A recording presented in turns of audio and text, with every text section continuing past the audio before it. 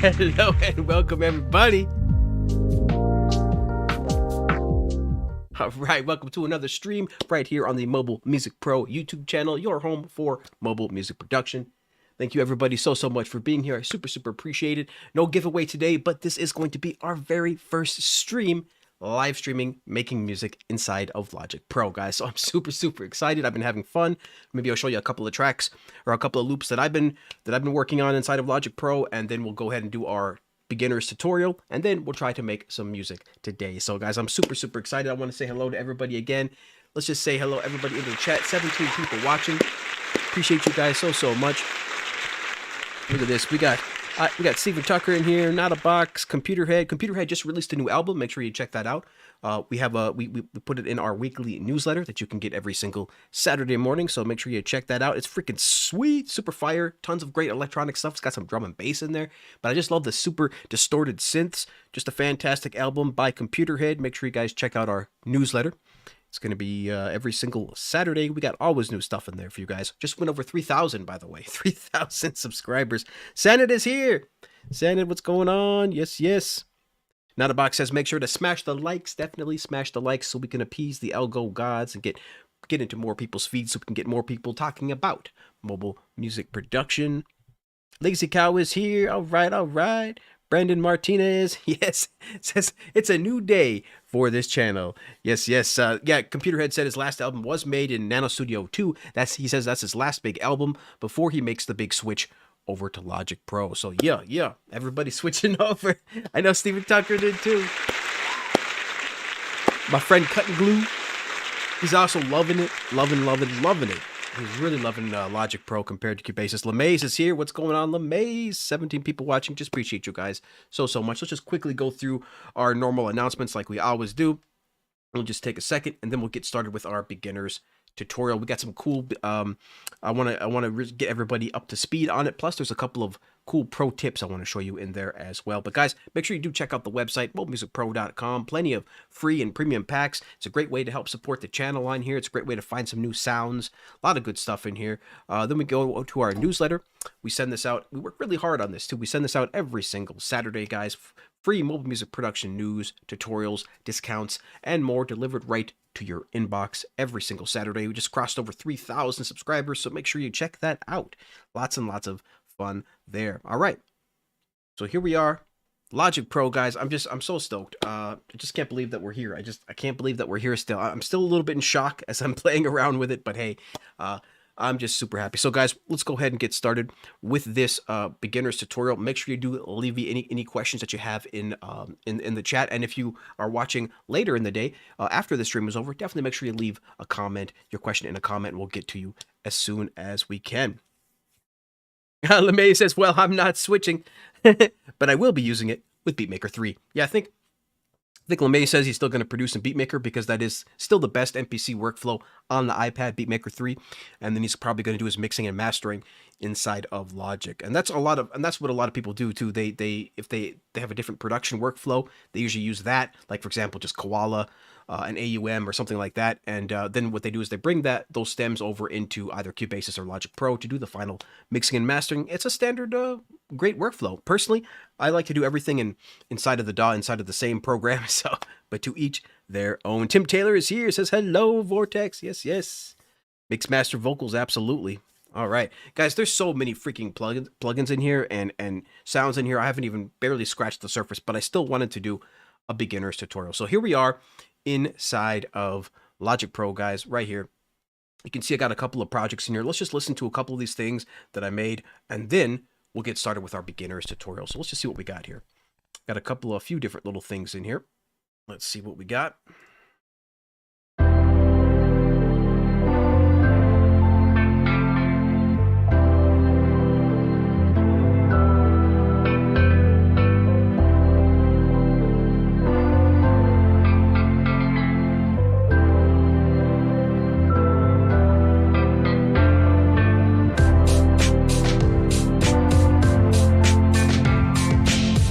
Hey, what's up, Miss Mayhem? Oh, Miss Havisham.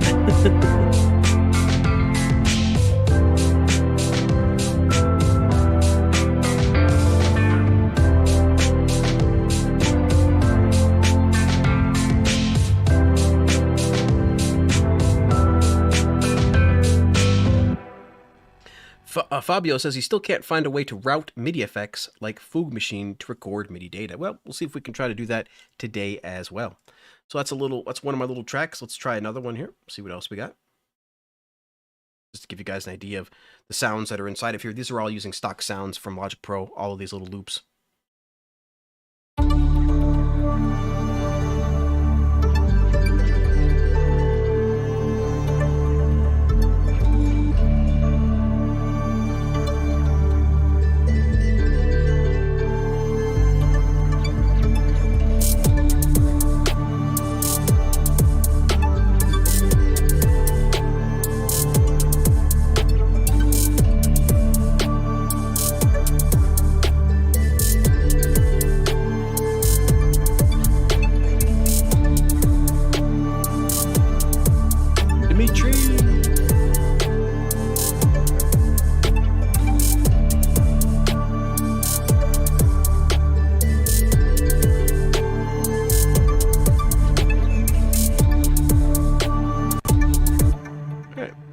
And one more little loop here. This one's my favorite. This one's got a lot of energy in it. Boom bap. Hey Leon, what's going on? We are just doing a couple little projects here, playing a couple little projects I made the past couple of days before we do our getting started beginners tutorial.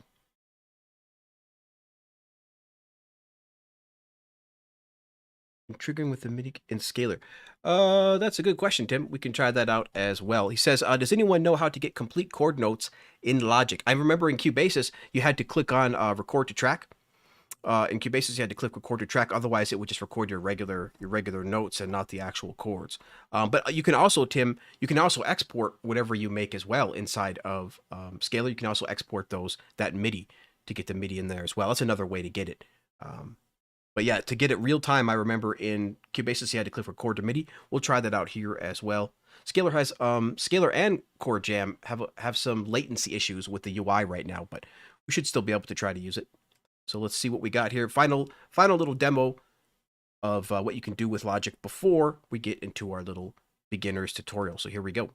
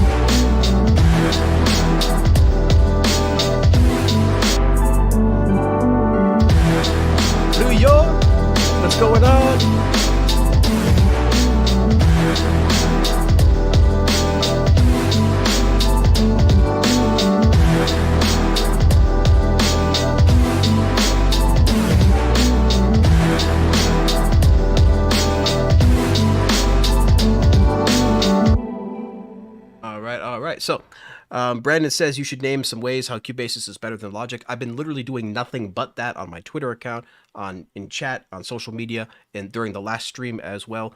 But yeah, Logic has literally everything over Cubasis. So many, so many, so many things. But maybe we'll get. I'll name some of those things as we get through the beginner's tutorial. But it's not even in the same weight class, ladies and gentlemen. Completely different levels. So let's go. Raymond is here. What's going on, Raymond?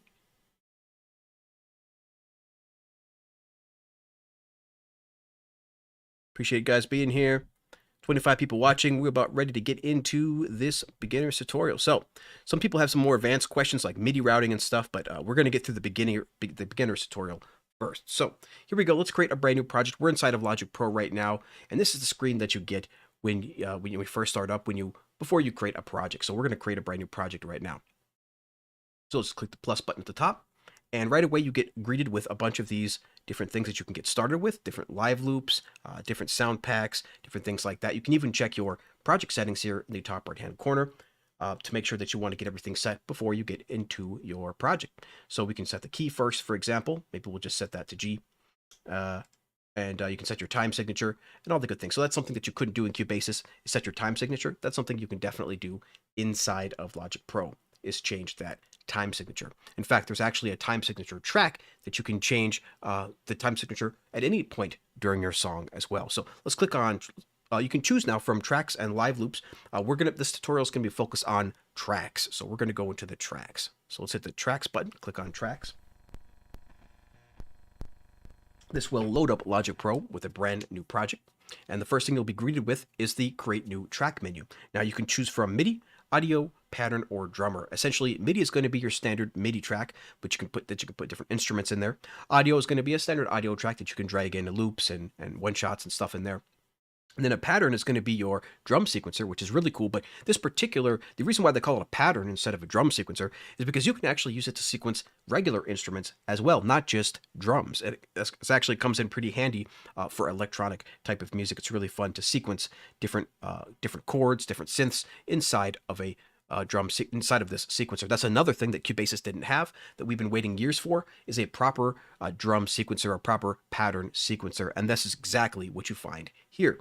So we can choose, and then they have something really amazing, which is an auto drummer feature. In fact, let's start out with that, because that's really cool. A lot of people find it difficult to get started with drums, and this is a great way to counter that. Essentially, what you have here is an auto drummer, right? It's a drumming app, and you can choose from a variety of different things inside of here. Let's go ahead and hide the browser for now, but you can already get started. You can see it already puts in some kind of loop for you, puts in a trap loop, but you can change that anytime. Left hand side, you can change the different types of genres that you'd like.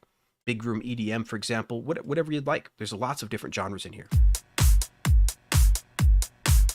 So it helps you get started with drums instantaneously, really, really fast. And if we can just go over the UI real quick for you guys, you can see that it's actually pretty clean, right? It looks a lot like Cubasis because you can slide various things in and out, like the mixer, plugins, and editor, and various things like that. But we'll break all this down for you. So what you have first is your tracks here on the left-hand side. Now, you can click on the plus to add another track to get that track menu, like we showed you before, or you can simply double tap, and that will instantly add another track for you. Well, that's crazy. I didn't even know that it would do that. So it literally detected that we already had a kick and snare. So when I double tapped to create a new track, it then just put in the hats for us. Logic Pro. It's crazy. It's crazy. Very, very intuitive. But that's how you create a new track. If you'd like, just double tap here or click the plus button there. There's a few options that you can have inside of here. If you double tap the dot menu over here, we can see we have... you can show your output track, but you can see that in the mixer. So I usually don't show that here. And you can customize various different things inside of here in the track header. So you can customize a track on and off button. You can customize, you can have a solo on here if you'd like, a freeze button. I like to have the freeze button on there as well. But it's really great. You can choose your different track colors if you'd like to have the track color over there. I like to usually show that as well. So some nice little options over here. Now, there is, like I said, we are going to be focused on the track menu here. So if you look at the top left-hand corner, this is going to transfer you between your live loops and your track view. We're going to do the track view for now. On the top of continuing on the top left-hand corner, you have your automation menu, where you can start drawing in some various automation if you'd like by clicking on the pencil button. Go back here. Automation is really fun. We'll definitely do some automation today, but that's really simple. Just tap on that, do your automation, and get back here to your regular view. Now at the top, you'll have all these different standard tools. You can have a trim tool, where you can trim. You can have a loop tool, which you can just drag and keep on looping and looping if you'd like. Of course, you got your split tool, so we can tap on anywhere, and we'll just split that. Oh, no. Gotta go over here. Split, and you can just split that right there. And of course, you can undo with the top right-hand corner. There's an undo menu, and if you long tap that undo menu, just like Cubasis, it will show a list of all of your different undo and redo that you can do right there. Personally, I would have preferred the redo button to be right next to the undo button there, but to reach the redo, you have to long tap and reach the redos inside of there. No biggie, but that's pretty cool. Pretty simple to get around. Then you can have your stretch, which of course everybody knows you could time stretch your stuff to be in different BPMs. So you can just drag that if you'd like. Really simple to do. What else? Multi-select. So you can select more than one thing at once. Very cool. And here's what I like. This option here is really nice. This is basically your duplicate button. So for example, instead of copying and pasting stuff, you just tap on something. Make sure you have this duplication selected, and you just drag it on over. Uh-oh, I didn't select it. There we go. So you just got to have that selected, and then you're good to go. And you can just single tap and delete that. Very simple. You have also your cycle up here, which is your loop. Turn on that at any time, or you could just tap and tap right there. Tap and drag that as big or small as you'd like. And if you'd like to just, for example, loop this section, we can tap on that, select cycle, and just cycle that selection. And so now we just, bam, easy to go. I want to click on this section over here because I have an extra. I don't know how to get rid of that extra. Anyway, still learning everything myself, fam. And of course, you got your standard grid options here. You can snap to grid, triplets, whatever you'd like. Some additional options over here, repeat cycle, all that good stuff. And that's pretty much the top here. But what's really cool is it gets cooler than that, guys, because at the top, remember how you could customize over here? You could customize your track. Well, you can customize your header up here by going to the top right-hand corner and clicking on Customize Control Bar. So up here, you can do various different things like show your rewind or fast forward. Personally, I like to keep these hidden because how Logic works is when you hit play, when you hit stop, it'll just go to, the button to go all the way to the far left will be there anyway. See? So it transforms from a stop button to a go to the beginning button. But you don't even need to use that because every time you hit play, you just hit stop and hit play again, it'll go from the beginning. So personally, I don't see the need for adding my rewind and forward bars up there, but you can definitely do that if you'd like. What's really cool is it got this capture recording button. I definitely have this up here. So if we were to add a new MIDI track real quick, for example, and try to capture something, we'll just play something like.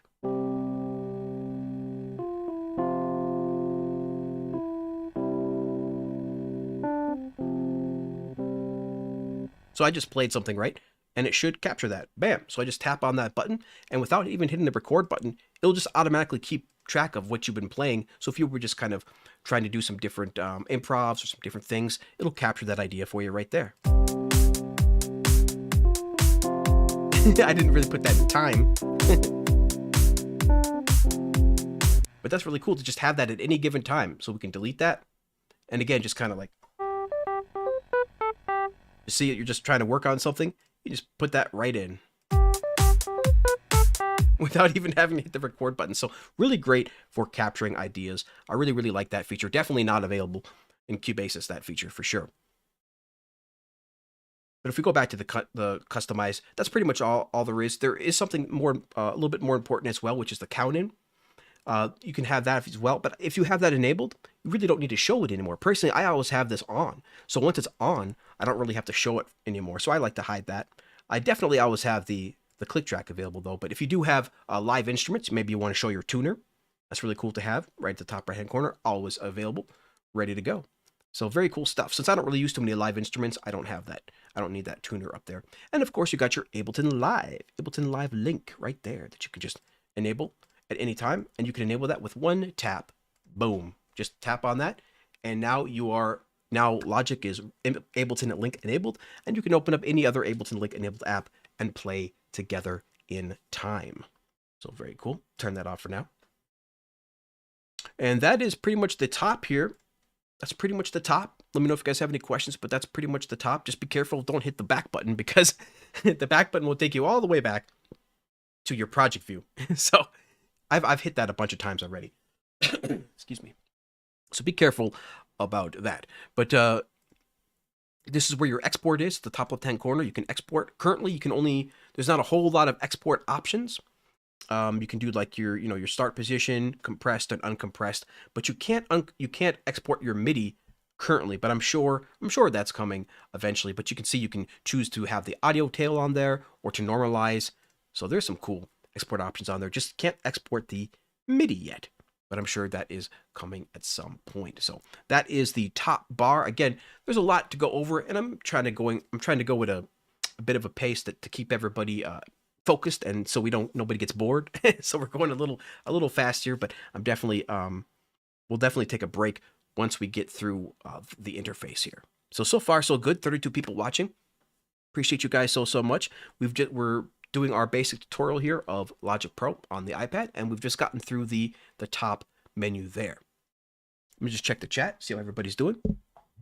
Samuel Linderman is here. Let's see if anybody's got some stuff to say. Samuel says he's never hit the back button on accident yet. I have. Everybody's different, of course. Yeah, Stephen Tucker says, that's my biggest complaint, is that darn back button. Well, it's okay. You can get used to it. Tim Taylor says, what my impression is so far is very positive. Mixing and mastering is a big difference to Cubasis, but I'm not satisfied with my number one tool, Scalar. Yeah, it's unfortunate that Scalar right now and Chord Jam are both very latency heavy inside of Logic Pro, and we'll show you that in a little bit. Hopefully they can take care of that. But we're going to continue, we're just checking everybody's chat, then we're going to continue our tutorial, and then we're going to make some music live inside of Logic Pro.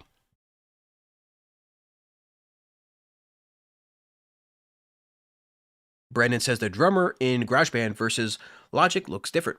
Yeah, a little bit different. Nice. I do believe that they did skimp a little bit on some of the UI for some of the instruments, but we'll show you guys that in a bit. Dubrova is here. What's going on? Yes. LeMay says to record MIDI effects in, you have to click the effect and make sure the record MIDI to track record MIDI to track here. LeMay, let me know. Follow up on that. Let me know where that is. We're gonna do that because when we do MIDI effects, we'll do that. We'll do that after the UI. All right. Everybody's doing good. All right, I think we're ready to continue. Intonova. Look at this. Intonova says he's been messing with it, and he's an avid FL Studio user currently. All right, cool, man. Yeah, people from all walks of life are checking out Logic Pro for iPad because it is a little bit different than the desktop version. K-Dot is here. He says, "Oh, he can't stay because but he wishes everybody to have a fire stream." Appreciate you, bro. Mr. K-Dot, yeah. All right, guys, let's keep going.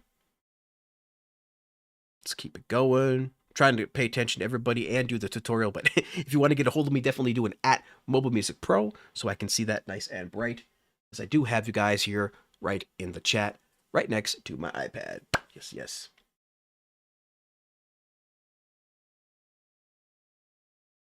Chris says he hasn't played with Logic yet, because Korg Gadget and his MPC is too addicting. Ha! True. Hey, true, man. Korg Gadget is sweet. Really hoping for an AUV3 version at some point. Maybe Korg Gadget 3, so I can use that inside of my DAW. But until then, of course, you can always audio bus stuff in there. Pretty simple. But man, Korg Gadget is the way. It's a great workflow. And when you combine that with MPC, fantastic workflow. Not my personal preference of workflow. I do like the timeline-based stuff, but just a hugely popular workflow. Love it. Keith says, this must be the greener pasture. Well, I tell you, I'm all about you know, just features and workflow and getting stuff done. And for me, Logic has a lot of things that I've been waiting for many years for inside of Cubases. Yo Surf says, "What is up with the scale quantize?" I haven't tried that yet. That's interesting as well. You can literally quantize the scale. That's pretty cool. We'll check that out maybe as well, Yo Surf. But that's a little bit more than a beginner's tutorial. But let's get back to the beginner tutorial. 35 people watching. Appreciate you guys so much. Let's keep it going. Grab a cup of coffee. Excuse me. Grab my coffee. Just want to maybe do a quick salute to you guys. I just thank you so much for being here on this beautiful, beautiful Sunday over here on the West Coast. We got blue skies and everything. So, guys, wherever you are, whatever you're drinking, cheers to you. Let's have a good show. Yeah, coffee. Iced coffee. All right. Let's keep it going. So we've kind of gone over the top here, and then we've gone over the track menu a little bit of the timeline. But now we're going to go over the fun parts. The fun parts is the bottom, ladies and gentlemen. The bottom tab is where all of your panels exist, where all of your libraries exist, plugins exist, mixer exists, all this good stuff. So let's go over now the bottom part of the screen. So what we have first on the far left-hand side is our browser. Now, this browser, unfortunately, is not going to allow you to browse your local sounds currently, your own sounds currently. I'm sure they're going to add that in. I mean, it would be one extra little tab here that says, like, on my iPad or something, right? I'm sure they're going to add that at some point. But for now, unfortunately, you do have to use the Files app. But I actually don't use the Files app. I use Sample Crate to drag stuff in directly to Logic Pro from my current sample library, from my own sample library. You can easily drag something in. Let's drag this in. Let's drag this in. You can drag it in to the timeline if you'd like it to be a wave. So you can just play that wave. Or if you'd like to play it as a one-shot, you can definitely do that as well. So we'll drag this over here all the way to the far left, and we'll choose Quick Sampler. Now we can actually play this as an instrument.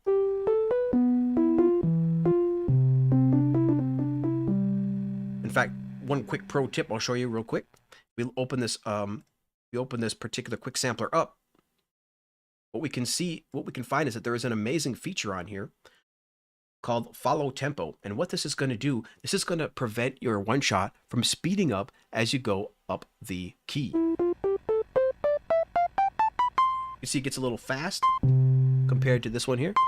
If I hold this down really fast, if I hold this down a little bit slower, you can see it play across the timeline here. And then the top will play that really fast. So follow the tempo should prevent that.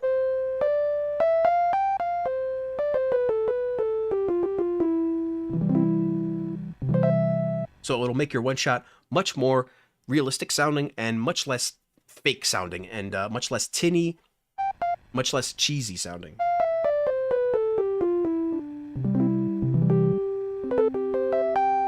Yet another thing we were waiting for inside of Cubases for years, but never got it. In fact, I did message almost every single sampler app you can think of, and everybody told me that they just couldn't do it right now or it was out of scope for that app. But thankfully, Logic popped it in here, and now we actually can use one-shots in a very professional way.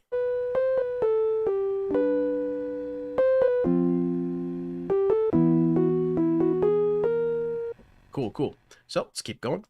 That was a little bit of a sidetrack, but I'm just super excited about that feature. So we were in the library here on the far left-hand side. Again, can't browse your local files, but you can do that with a third-party app like your Files app or Sample Crate, and you can drag that right in there, nice and simple. You could also visit the sound library that we saw earlier when you create a new project. You can choose from here all the different stuff right away. If you go done. You can search through all of that, though. You can search through all that sound library as well by choosing one of these different options. So we got our instrument patches. These are going to be our little instruments, from synths to guitars, all sorts of stuff. Then we have audio patches, which is going to be different effects that you can have for various different instruments. Then we have our loops, which are pretty self-explanatory, just loops. And we have our samples. These are consisting of both loops and one-shots, mostly one-shots inside of here.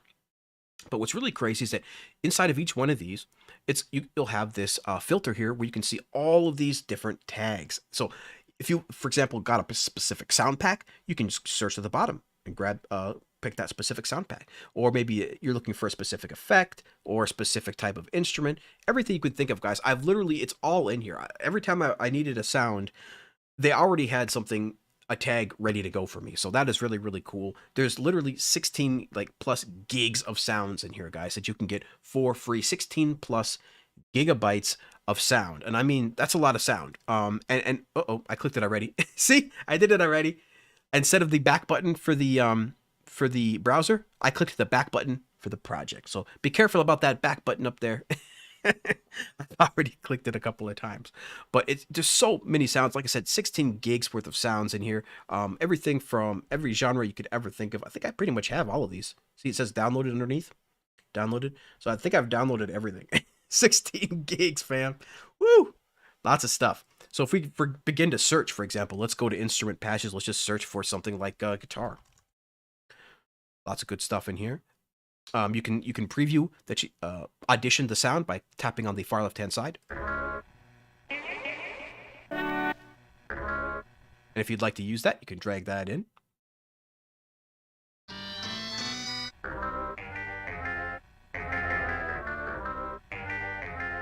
Nice and simple. Tap on that and delete. Close that and go back here. So yeah, tons and tons and tons and tons of sounds inside of this library. In fact, we'll just search for something, for example, real quick, like EDM. Let's try EDM. Electronic, right there. Boom. Oh, no, not. Well, wow, they have electronic and electronic music. Just so many tags. We're in loops right now. Nice riser. Ooh, nice bass sound. Pretty.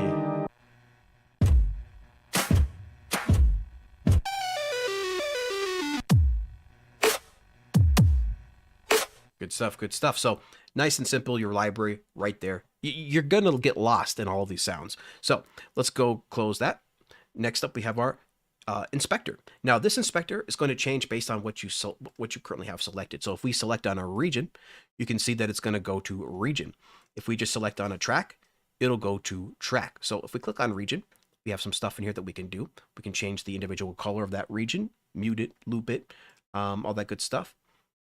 And then if we click on a track, we have some options like, again, changing the color of the track. We can even change the icon, guys. And there's like tons of icons in here, tons of different icons.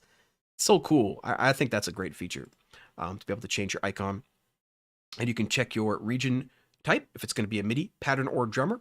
And one thing to notice is that you can actually have a MIDI, pattern, and drummer all on the same track.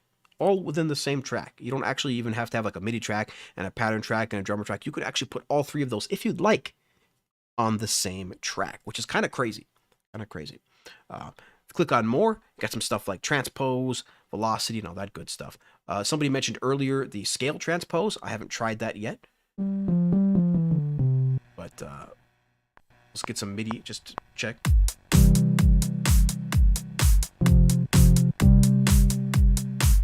Okay, so if we just look at this, click on our MIDI region, you can see we get different stuff, right? Click on our MIDI. Boom. Now we get some different stuff over here on the left-hand side, including options like quantize. All the standard quantize options, of course, that you can see. There was a scale quantize here somewhere. I don't know what that one does, but oh well. You can always minimize that at any given time just by tapping on that inspector. So simple quantize, simple to use. We can just quantize this real quick. Let's just quantize this to eighth notes. Bam, done. That quick, that simple. We'll just show you guys that one more time. Tapping on the editor here, and we'll just quantize to eighth note. Ta-da! Simple to do. Cool. All right, so let's go ahead and minimize that. We'll delete that. All right, now, next up is going to be your little track inspector here. If I click on this, you'll see whatever track that you click, you'll have your volume, solo, and mute there. And I like to do that sometimes when I have this all the way to the side there. That's when I like to use this. Otherwise, you have to expand it out to see your mute, solo, and button and volume buttons like that. So personally, usually I like to have it like this and just have this, but it all depends on what I'm doing. Now, I want to show you guys a quick pro tip. let's say you have all this stuff up. Let's say you have tons of stuff up, like an editor, a plugin, and your mixer. So let's say you got a ton of stuff up here, and you're like, you know what? I just need to see the track view. Simply double tap anywhere on the bottom here, and you'll get your track view right back to your tracks. Double tap it again, and it'll go back to the state that you just were. So a super quick pro tip, simple way of getting to your tracks ASAP when you have just a cluttering stuff and you're like, I don't know what I need to do. I don't want to close all this, but I need to see my track. What do I do? Just double tap, bam. You can see everything that you need to see, and then double tap to get your stuff back. I really, really enjoyed that tip. So shout out to the iPad beat making chat for that tip. That was really, really great. That's been helping me a lot. Double tap to add a track, and then double tap to minimize everything has been really, really cool. 29 people watching. Appreciate you guys. We got the sound tester. Oh, Doug, what's going on, Doug? Shout out to Mr. Doug, the one and only sound test room. Doug and Joe over there. We're just doing a beginning tutorial, Doug, and then we're going to make some music. Doug has a great tutorial as well. Make sure you check out the sound test room. Lo-Fi Coder asks if you can sidechain. You can absolutely sidechain. Yep. In fact, it works a lot like Cubasis almost. For example, if we were to record something again here.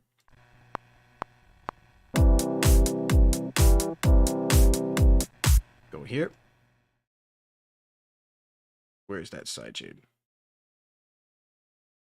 But forget how to do it now. But we'll get to that eventually.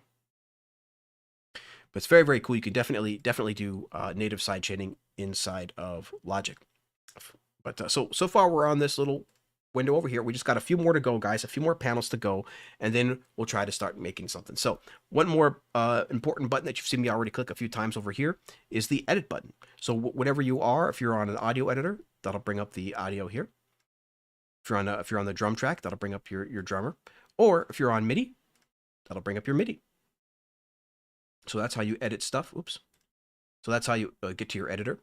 In Cubasis, I'm used to double tapping, but that of course won't get you anywhere here.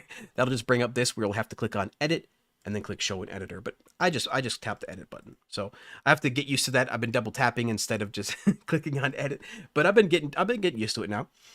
So besides that, of course, you got all your standard tools in here, your trim, your draw, your select, all that good stuff. Standard stuff in there.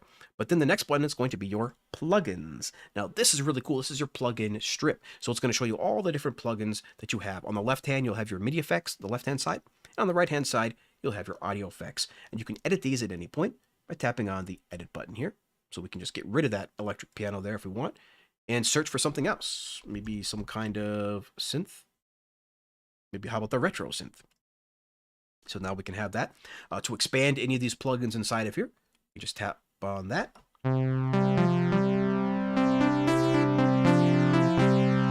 Love that saw.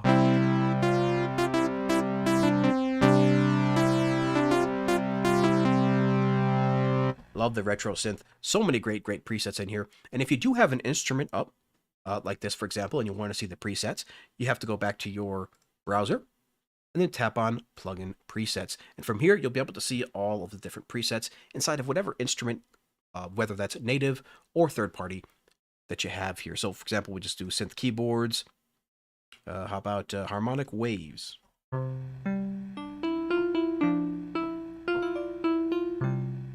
Cool. Synth leads.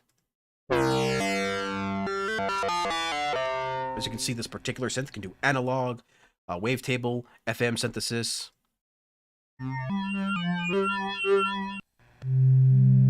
So many sounds in here, guys. Just endless. So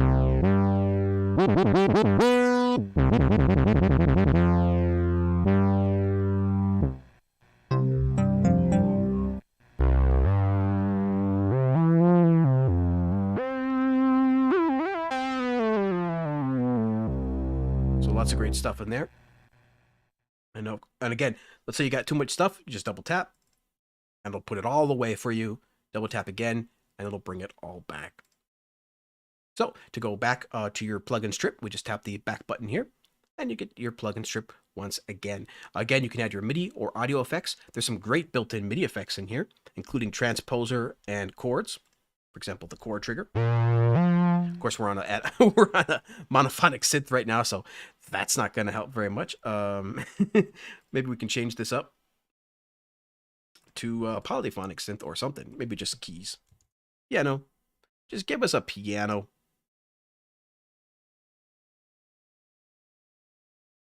Let's see. Actually, you know what I want? I want...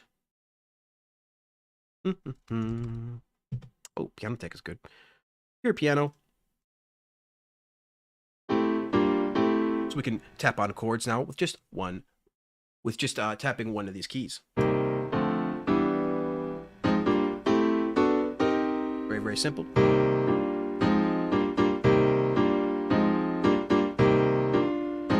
And of course, you can check out those options by tapping on it and get more different options in here. You can even make it only trigger the beginning, so you can still have room for the melody up here.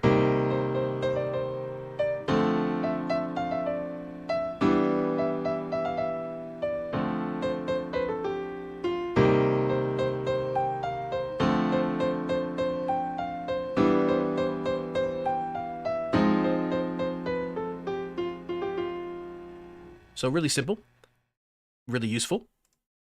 Of course, you got your transposer as well. So if you want to stay in the same key, you can do that really simple by choosing a key here.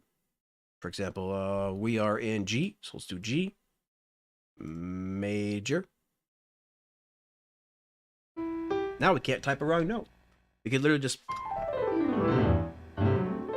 type in anything you want, and you can't type in a wrong note.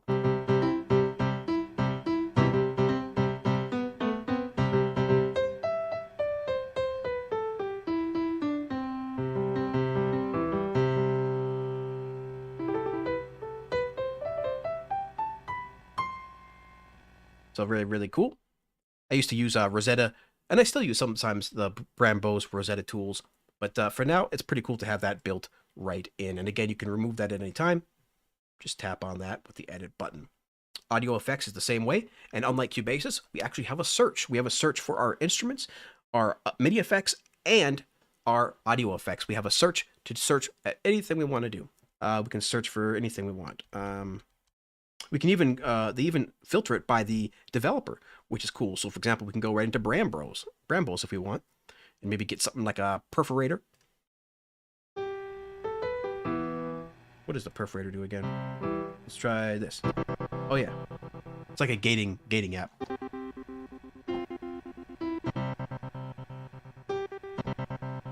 Nice and simple. Delete that. Bada boom. Now, some of these plugins will have effects, will have options right here for you that you can modify without having to expand it, but it's still pretty cool. But then if you want to expand it again, you just tap on that, and then you have your effect right here.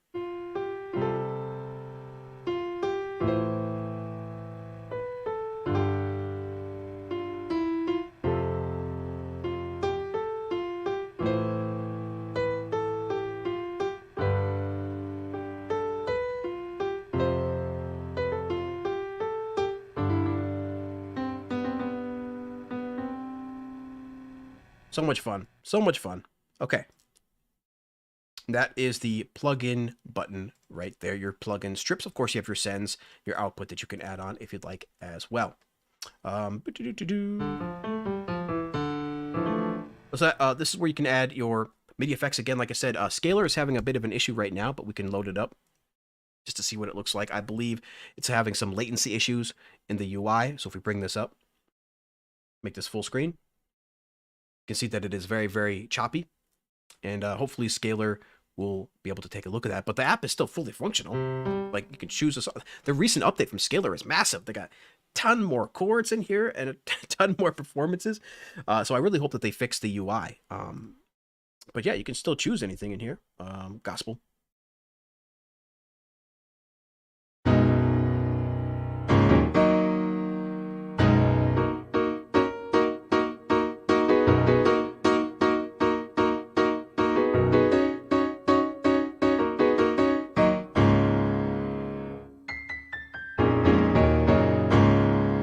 It's crazy. That's a lot of chords. Good Lord. EDM, Yep.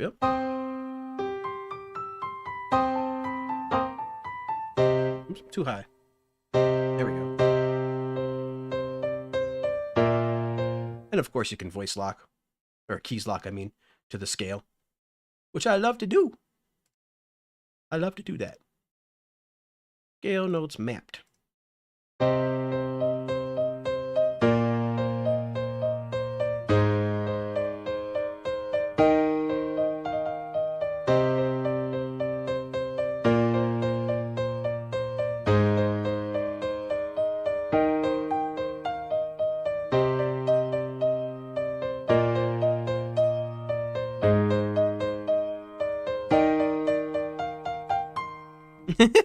But anyway, it's got some latency issues right now, unfortunately, but it won't affect the CPU. As you can see here, the CPU is still perfectly fine, but it's very laggy when you try to move it up and down. Look at that. But still works just fine.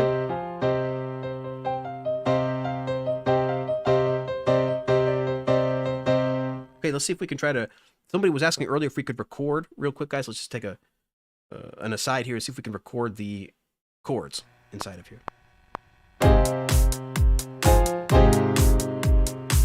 Oops. I already had something there. Delete.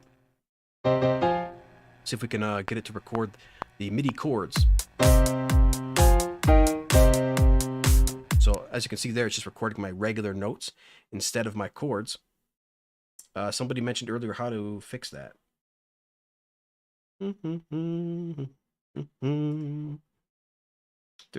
Because in Cubasis it's a record to MIDI. I don't know how to do that here. Default region. It would be in here, I would assume. But let me know, guys, if you remember how to do that. How to get the chords here.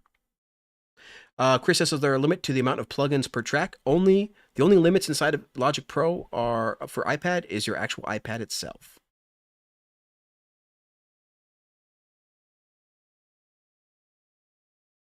So just scrolling down everybody's chat here. Yeah, Drum Designer is amazing. Sound Test Drum.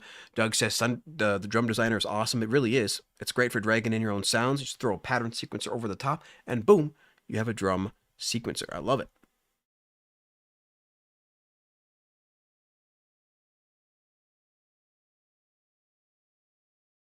Samuel says, I honestly feel a little sad for the Cubasis team. Hey, guys, you know, what can you do? They don't have the budget that they need.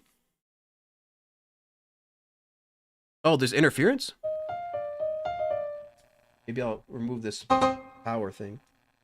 Sometimes that causes interference.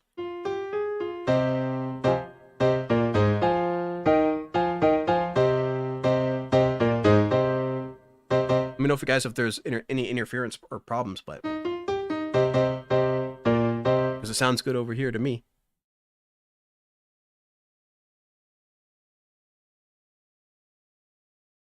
Alchemy is no longer on the App Store, Chris. That is only inside of Logic and GarageBand because Apple bought them. LeMay says you have to hold the plugin. You have to hold the plugin record MIDI. The plugin record MIDI. What do you mean, LeMay? Dale says, is it worth the subscription price? Yeah, absolutely. $5 a month, $50 a year. Absolutely, I paid up front. But yeah, but you can get a month for free if you'd like as well.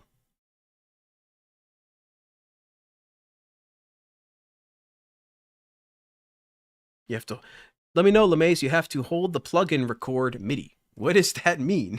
Hold the plugin record MIDI. What? Let me know, LeMays.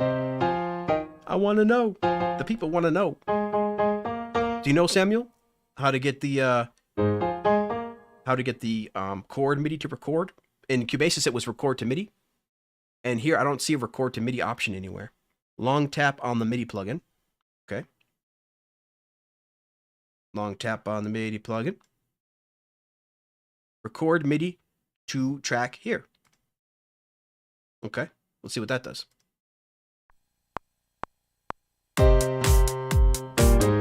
Hey, it works. Woo! Look at that. Beautiful. So long tap on the MIDI plugin. Then tap on record MIDI to track here. And then it'll actually record your the chords coming out of Scalar.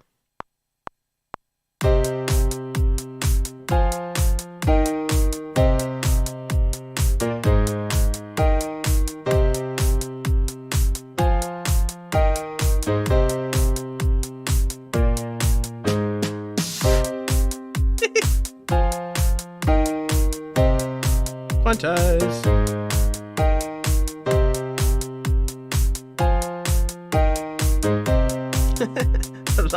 I love Logic Pro. I love Logic Pro so much. And I really, really love Scalar. I love Scalar so much. But yeah, that is how you do it, ladies and gentlemen. Thank you so much, LeMaze and Samuel. Really appreciate that little hot tip there to be able to make sure to get to record the MIDI. In Cubasis, it was a little record MIDI to track button. Inside of Logic Pro, we have to long tap and tap on record MIDI to track here. Hope I remember that. Oh man, love it, love it, love it. Appreciate you guys. Okay, so the final thing we're going to take a look at, we got two more panels to take a look at before we start making some music, guys. Two more things to take a look at. So let's get to it. Yeah, LeMay says it works for all MIDI effects like that. All right. Cool. Two more things to look at, and then we're going to make some music with this bad boy. And of course, that kind of was like as a tutorial in and of itself, you know, as you watch our workflow to make some music. But that was really cool. I'm so glad that we figured that out live on stream. I will try not to forget that and refer back to the stream. I will, if I ever have an issue with that. Yep. All right, let's keep it going. Two more things to go over, then we'll make some music. So the other tab to look, and I don't know if you saw this either, Doug, but this is super cool, Doug. Watch this, Doug. You just double tap at the bottom, and it will minimize all of your different screens and bring you right back to your track view, so you can easily see your track view. And then double tapping it again will recall the view that you were just in. So if you got like a ton of stuff open, just mixer and all sorts of stuff, right, and you're like, there's too much stuff, just double tap, and it will bring it all the way and minimize all that. Double tap again, and it will recall you to that view. I just love that feature. How many times would I have loved that feature inside of Cubase? I tell you. Again, there's so much stuff that is inside of Logic Pro that I wasn't even expecting, like complete bonus, like this particular feature there. I just love that. Love that a lot. I don't know if you saw that, Doug, or if you knew that, Doug, but it's really, really good. Samuel says, read the manual. Bruh, I started to read the manual. I even started looking at all the videos, but there's just so much. So much. I can't remember it all. But yeah. Okay. Cool. Let's get back to it. We got two more things to do before we make some music. Okay. So the final two things that I want to show is the mixer and then the play surfaces. So let's go delete this for now. We'll just leave that there for now. Let's go to the mixer. So inside of the mixer, you just tap on the mixer at the bottom right-hand corner. Again, got our edit, our plugins, and our mixer.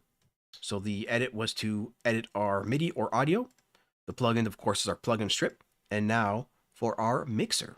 So if we can start playing, you can see that there's stuff right here. I'll show you right here. So let's make this, if you like to make it full screen, you just tap on that, and that'll make it full screen, or you can just drag it all the way up yourself. I like tapping on that a lot of the times. I like tapping on that to bring it to full screen and then to minimize it. It's really handy. So we'll make this full screen. And as you can see, we have all of our tracks here, and you will have all of your different various effects shown here as well. So there's that scalar control we had. There's our pure piano instrument, and you can just tap on these to bring up the plugins. Tap on scalar to bring that up if you'd like. No problem. Or tap on the quick sampler. Nice and simple. So that is the mixer up here. Easily get to your plugins, nice and simple. If you'd like to edit anything though, that is where you tap on the plus button. So this is where you're going to get to your setup. This is where you can go from just viewing your stuff and mixing to actually adding different plugins. Now, as you can see, we have a master track, just like in Cubasis, right? So on the master track here, you can add something like, for example, a limiter. How about a limiter? They have a really nice limiter inside of Logic Pro, which is the adaptive limiter. So if we tap on that, we can show the details. This is the limiter. It's really, really nice.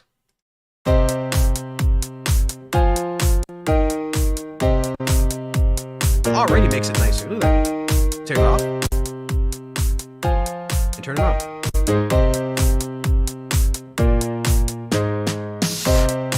It already makes everything sound better. I like it. I'm gonna leave it on there. So you got your limiter that you can add on there and various other mastering plugins that you'd like to do. Personally, I love to add Grand Finale on there. And so you can just search Grand, and there it is, Mr. Grand Finale, my favorite mastering plugin. You can throw that in there at any time. But we'll just remove that for now. Tap on that. Just tap on that once and hit remove. Okay. So really simple to work with. You can add sends here. You can make like for example a reverb send, right? Whatever you want to do. You can put sends into sends. You can create unlimited sends and then have those sends go into more sends. You can have your reverb throw send. You can have whatever. This actually makes all the Logic Pro mixing templates, like those big huge professional Logic Pro X mixing templates. You can open those up on here. The ones that use only stock plugins, right? You could definitely use those here. In fact, some of them use FabFilter plugins. So if you have the FabFilter plugins, then some of those professional mixing plugins you can buy for Logic Pro will work perfectly on the iPad. And man, it is cool. I need to buy one, in fact, because they have everything set up. They got your vocal sends, you know, your reverb sends, and these different effect throws, all these everything that you'd need to start a brand new project. You know, in fact, I need to make one for Mobile Music Pro. I need to make one of those. But yeah, that's really cool to have this because you have this professional bussing setup. You can have a professional mixing setup and use those professional mixing templates. Where of course Cubasis is only going to have an insert and a send, and you can't, and a group track. But of course you can't send a group to another group track or create multiple sends. There's only one send and one insert for every single track in Cubasis. But here it's sky's the limit. Unlimited sends, unlimited inserts, whatever you want. Send a send into a send if you want. Send your reverb into a EQ, into a compressor, whatever you want to do. Nice and simple to do here. So yeah, really, really cool. That is the mixer. And I love it. I love it. It's perfect. It's a perfect mixer. But as you can see, when you make it, when you do have it full screen, it is only going to show, or half screen, it is only going to show the bottom part. And that's what I usually like to see, is this right here. But sometimes I just quickly throw it up there to get the full screen back. But it's really handy. Just like Cubasis, you can just, you know, have it there at any time, drag it down, drag it up.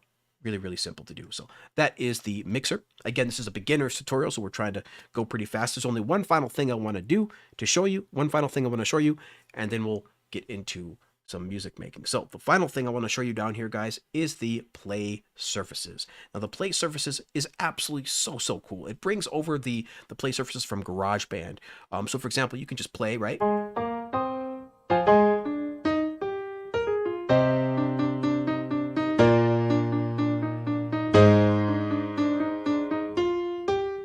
Let's take off Scalar for now because I'm kind of cheating right now. Instead of using the play surfaces for the chords, I'm using Scalar. So let's disable.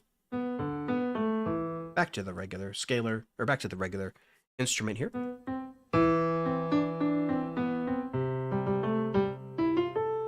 And as you can see your notes on the keyboard. You can choose a scale that you'd like.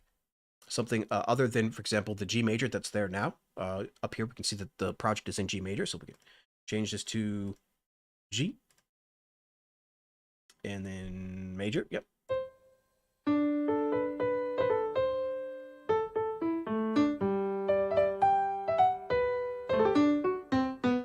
Can't play any wrong note. It's perfect. Now you can even do sustain if you'd like as well. Get over there.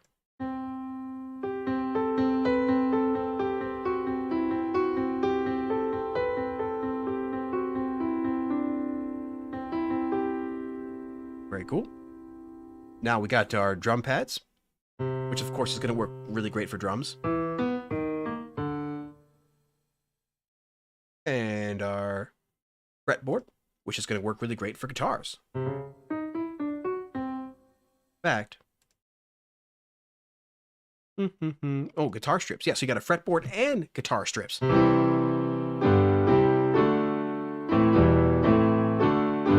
It's so dope. I love these. In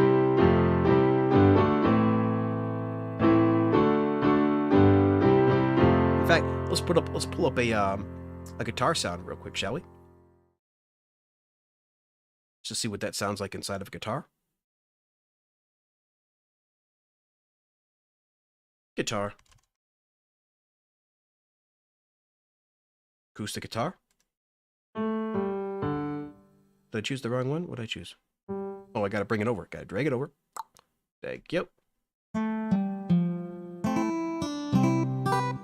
So you can use a regular MIDI keyboard, or you can use the amazing guitar strips. Doesn't that sound awesome? I love it. I love it. Oh no, go back.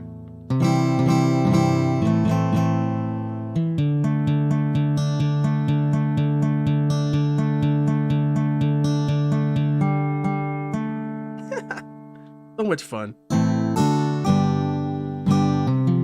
I like to combine it too. Like, I like to do the chords up here, and then do the notes on the MIDI keyboard. Oops.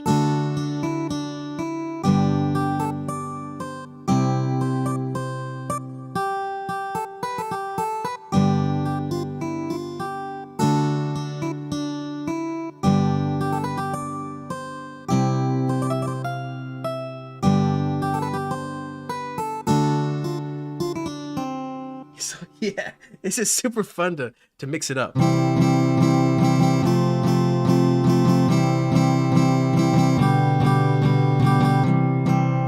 It's oh my goodness, so much fun. Oh goodness. Okay, so that is a whole lot of fun. The play surfaces here, but then of course you're gonna get your chord strips as well, which work great for piano or guitar.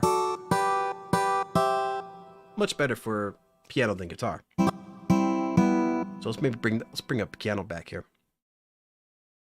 Piano, give me a piano. Give me a piano. A piano, please.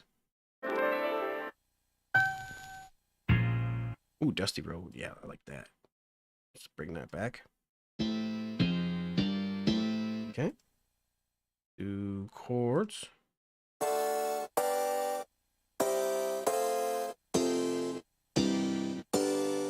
I kind of want the... Might as well do the pure piano, actually. I want a pure piano. I want it to be pure. Just so pure. And look at that, it's so cool. It will recall your last instruments or your last things that you use. So there's a recent section here. So for all of your plugins and your instruments, when you click on that you want to add, it'll show your last 5 recent ones, which is super handy to have. I love that feature. Pure piano, because we're pure.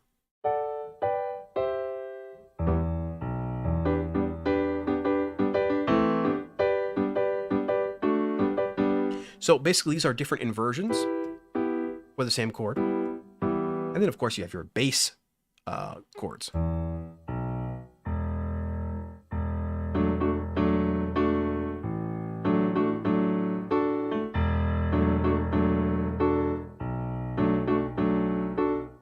Nice and simple.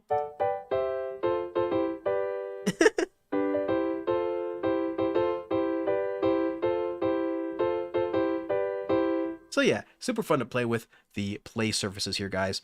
On the bottom right-hand corner, the play surfaces. I love it. I love it. Go into a scale. I love playing the scale as well. Oops.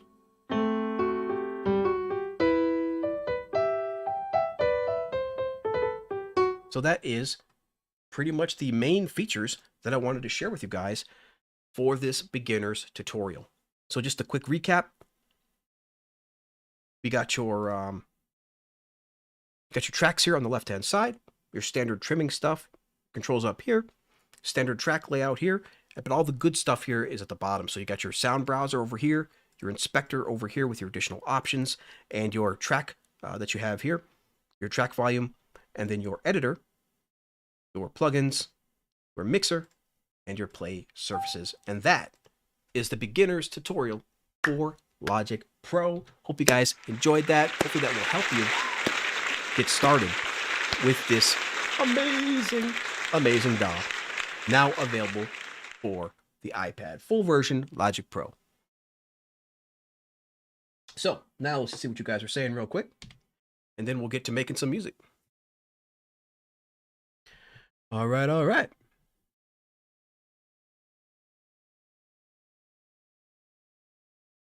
I didn't even get into, of course, the advanced stuff like being able to recall your plugin chains, which is really cool. Like inside of your plugin strip, if you go to plugins, you can click on the far right option here and actually save your plugin strip.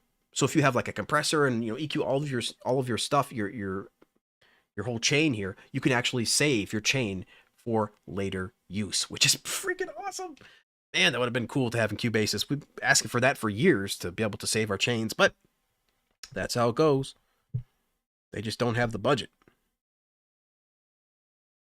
Hey, computer, I'd have a great day, bro.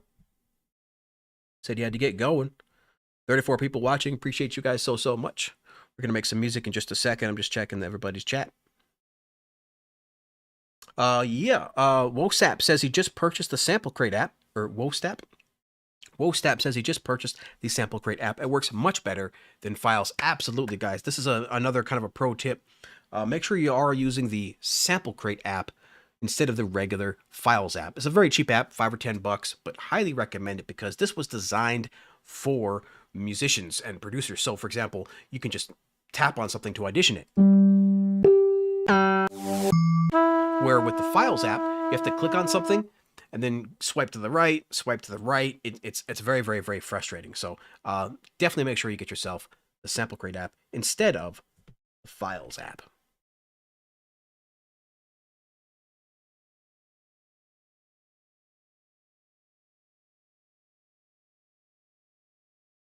Kevin asks if this can support full screen. I believe it can support an external screen, but it doesn't go full screen just yet, I believe. They're still working on that. Yeah, Samuel says, I really like the fact that you can drag any audio or MIDI region right to the sidebar to create a quick sampler. Yeah, just you can load your one-shots so quick. You just drag it over, choose quick sampler, and you're done. Boom, got your quick sample. We'll be doing that, I'm sure, as well in here. So this person asked this before, and I don't know what you mean. Selection-based processing. So I don't understand what that means. Selection-based processing, you're gonna have to probably ask that in a way that makes more sense to people, because I don't know if that's a phrase, an industry phrase. Selection-based processing. I've never heard of that, but you can definitely select whatever you want for sure.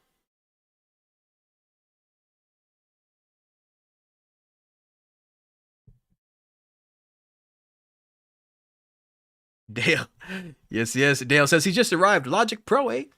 Oh yeah, Logic Pro for life, son. Logic Pro for the rest of my days. Nismo says, hey, what's happening to the Cubasis team? I don't know. I don't know. Well, the community's been sending feedback for years on what we want from Cubasis, but they just don't have the budget. They just don't have the budget, so they leave us with a crippled version of Cubase. Stephen Tucker says that all the audio patches for guitar and bass are awesome. Really? I haven't even tried many. But man, that's so cool. Instrument patches. You just type guitar. But like there's a bunch of guitar presets that aren't actually labeled guitar, as well. So may have to sometimes go like pluck and stuff like that. But yeah, definitely interested in trying out all the different patches. There's just so many.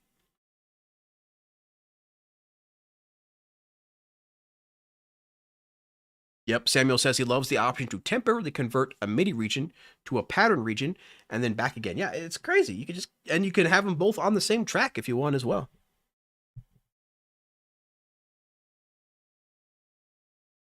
But yeah, we definitely doing Logic Pro over here for the foreseeable future, unless Cubasis like comes out of nowhere with like some crazy feature update that like with all the stuff we've been asking for years.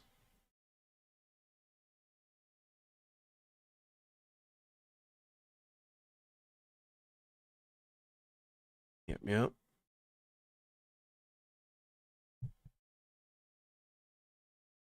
definitely make sure you add stuff to your favorites as well. I didn't show you that, but and any one of these things you can add to your favorites at any time simply by swiping over to the left, and you can tap on that heart button right there. Very handy to have. Make sure you save your favorite patches. Keith says he's going to be watching while he's washing dishes. Well, hopefully you washed all those dishes. All right, cool. I think that's about everything, guys. 35 watching. So let's start making some music, I think, pretty soon. Click the tags for audio patches. Stephen Tucker says, okay, click the tags for audio patches, right? And click, so I choose guitar here. Instruments. Look at all these instruments we can choose anytime. Guitar. Oh, wow, that's way better. Look at us. Look at all these. Oh my goodness, there's so many. I'm still scrolling. Oh, I gotta show you guys. Look at this. So what we did here is, instead of just typing guitar I'm in loops as well. I'm gonna go to the instrument patches. But instead of just typing guitar, go to the filters, because it knows what is a guitar and what is not a guitar, right? So we'll search for guitar up here, guitar, and now it'll have all of our guitar patches instead of just typing in the word guitar. Very cool. That's so awesome. But they have a ton of guitar samples as well. Boy, I like that plucked nylon. That's so nice. Listen to all these things.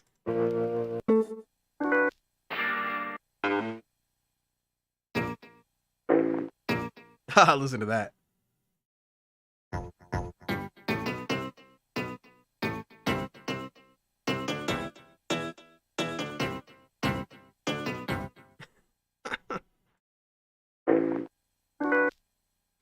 Ooh, listen to this. This would be perfect for lo-fi.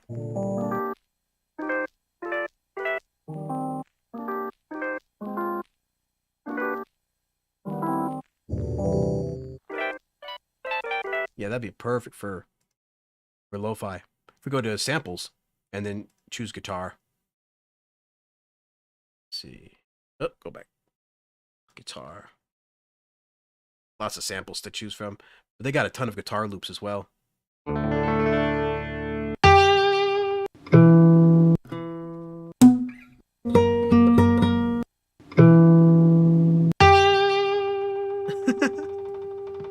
Gotta try that one.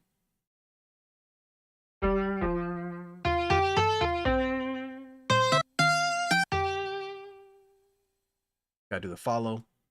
Oh, it's already selected.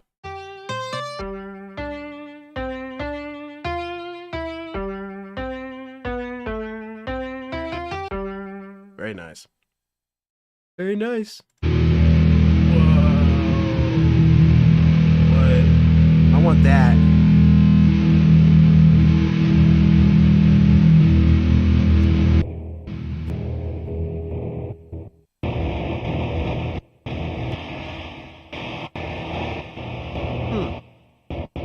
Can't really get that to sound proper. Probably using the wrong key.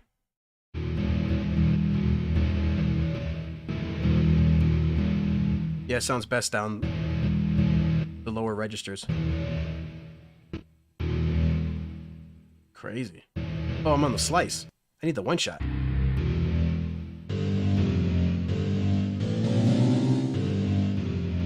And there's so much possibilities, so many options. It's just unlimited.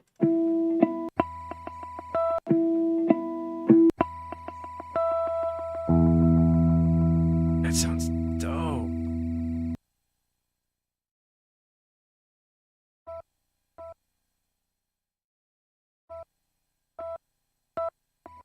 Except when you try to play it, see, it's probably meant for like a loop. Because they always have it on slice.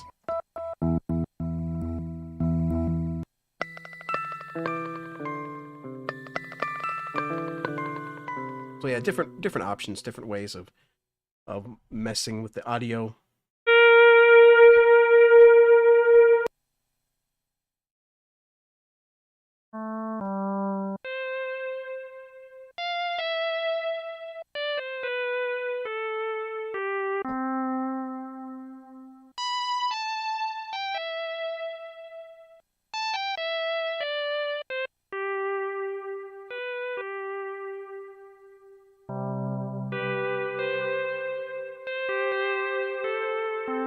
gotta add that sustain.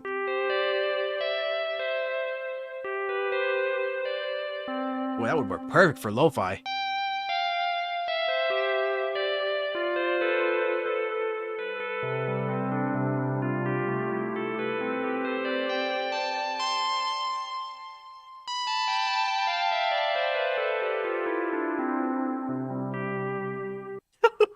Beautiful. Beautiful. Lots of fire stuff in here. Okay, we have to try to make something. Oh, it's talking about audio patches. Oh, yeah, that's cool too. Audio patches, yeah. Just throw on a guitar, you know?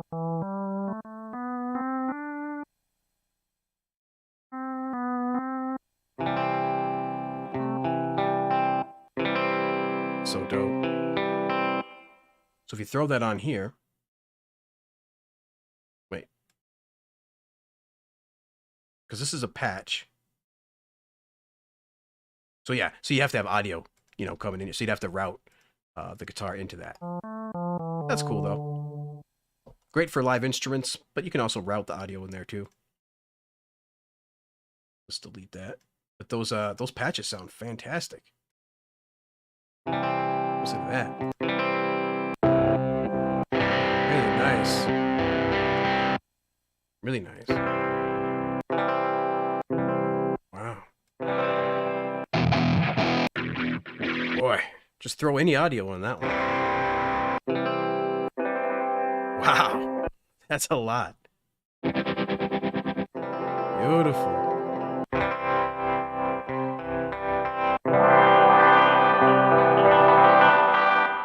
Boy, this is nice. Can you so Steven, can you use these on... You can't use these on MIDI? Are these the audio patches only for audio? Can't use them on MIDI? Can't use them on MIDI. Because, like, for example, like, I went like this, went to the plugins, and then, like, copy the channel setting, and then go to guitar, and then go paste. Oh. Yeah, you can paste this. You can paste the settings on MIDI if you'd like.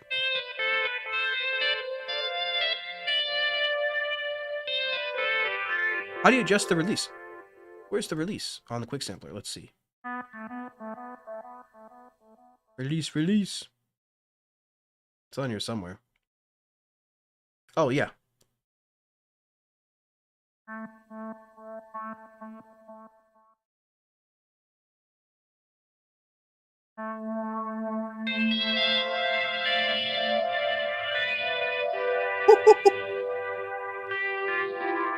Boy, that would be awesome.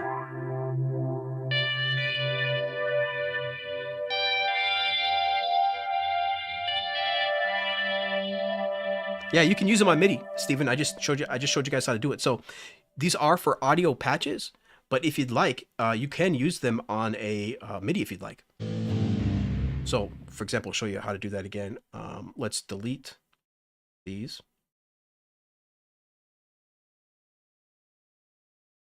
So what you can do is you can, like, let's say you have something like, well, let's get a one shot in here first. Let's see, sample, guitar.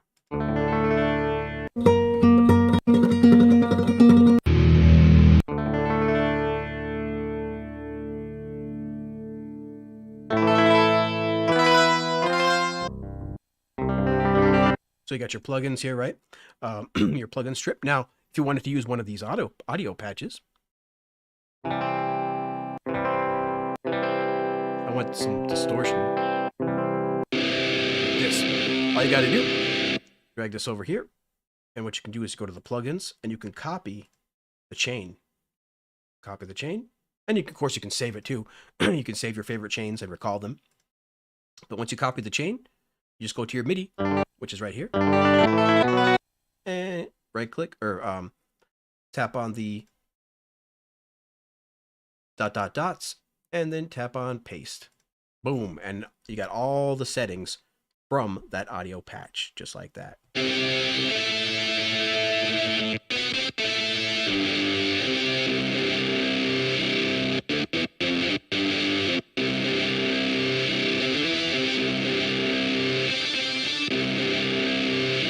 So very, very simple. Very, very cool. You can use audio patches on MIDI. So, and there's a ton of audio patches in there here. I mean, look at this. This is like just for the guitar, and they all sound fantastic. We might use one of those today on top of our one-shots. So I haven't even figured out what we're going to make. I don't even know. Are we going to make rock? Are we going to make EDM? I don't even know. There's just so much stuff. Hey, Joe is here. What's going on, Joe? We got 40 people watching. We're going to try to make some music here.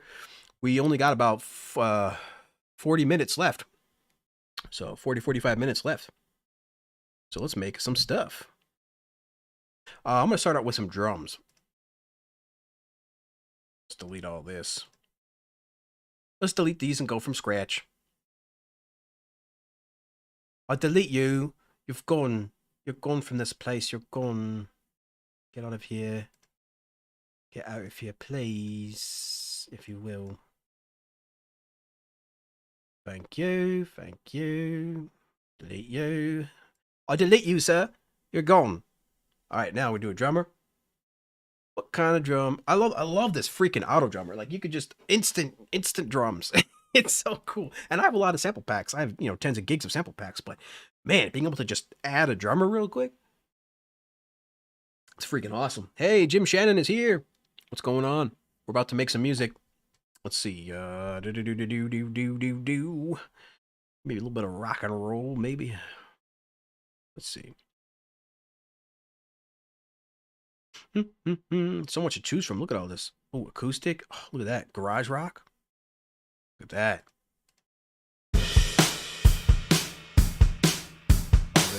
Indie rock. Sick. This is so dope. What's a songwriter? What's the difference between songwriter?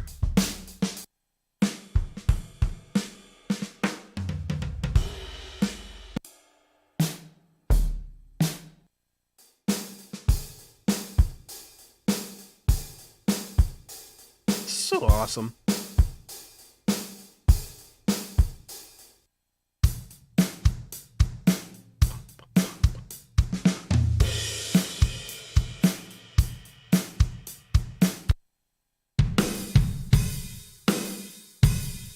Nice. I don't know what to choose. I don't even know what I'm gonna make. And then, of course, you're going to do all the adjustments here. Take down the intensity a little bit. Get some more fills.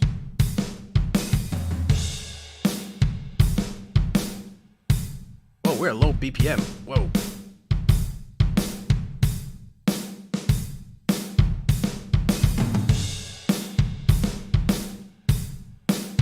Still kind of low, but I don't care.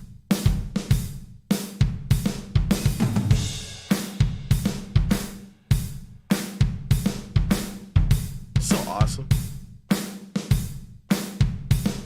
You got some claps in there. Man, incredible. So you already got a nice drum. So freaking awesome. Let's see if we can find some loops in here, maybe. I haven't really explored the loops. Do some rock and use your punk pack. Yes, we have a lot of sample packs, but I'm trying to use, I think for today, we're just going to use the sounds inside of Logic Pro, Stephen. Because I'm just trying to explore some of the stuff in here. Because I have, there's just so much stuff in here. I want to explore a little bit. So loops. Let's do, we need rock. Some rock. What do we got inside of here? Drum loops.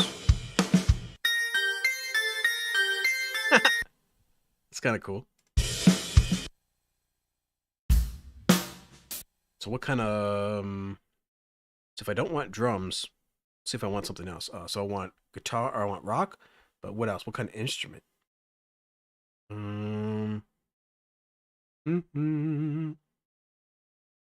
See what they got for guitar loops.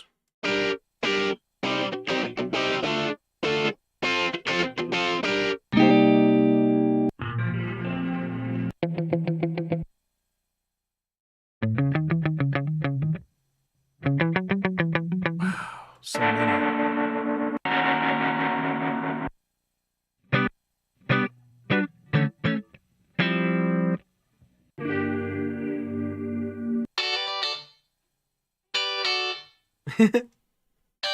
So many vibes.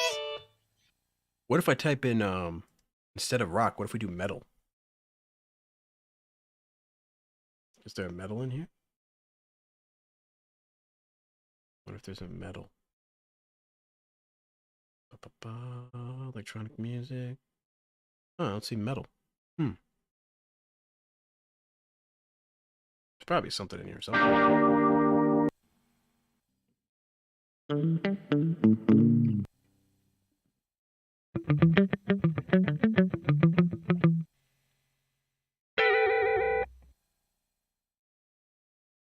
Wait, look at all these. They're just endless.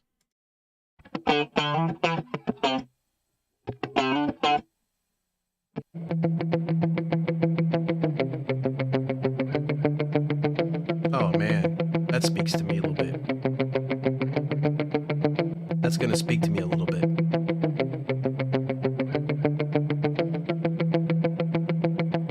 Oops, I don't want to do that. Of course, that's pretty cool. You can do that too, you know. You guys, to chop up a loop, you just bring it into the quick sampler, and you can chop. You can have the loop chop for you and chop it up. I'm gonna bring it into the wave, but this is so cool. Oh, gotta go to the plugins. And as you can see, since I brought it into the quick sampler, it's gonna chop it up. But we of course want the loop, so what we're gonna do is we're gonna delete that and bring it in as a loop. So we're gonna bring it in here.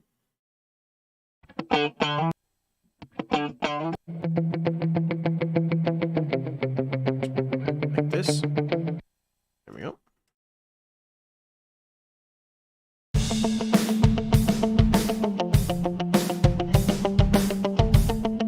We should make this D. We're in G right now. D minor.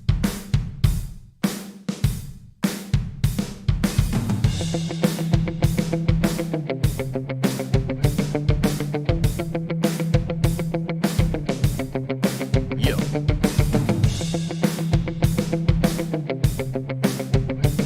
Getting somewhere now. Actually, I might make that a little wider too. Got a compressor. Okay. Oh, here.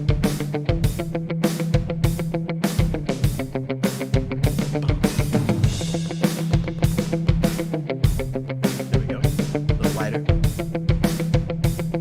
We can have our leads kind of in the center, you know. All right. Let's get ourselves some distorted. Let's type in distorted.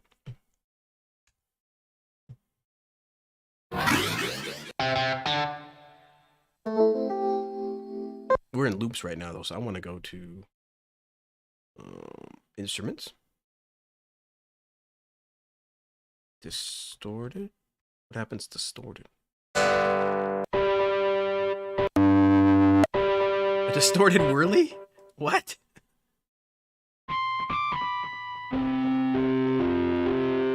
It's actually kind of cool.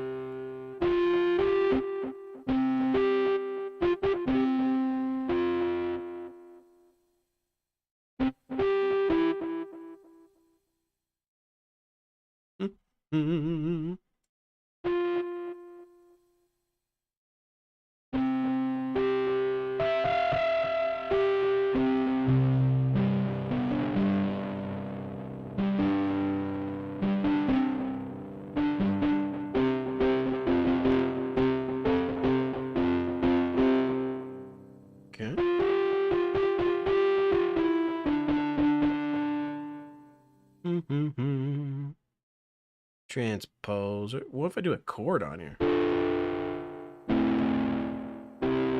That's pretty cool. But no, I'm gonna do a transposer. We're gonna do D minor.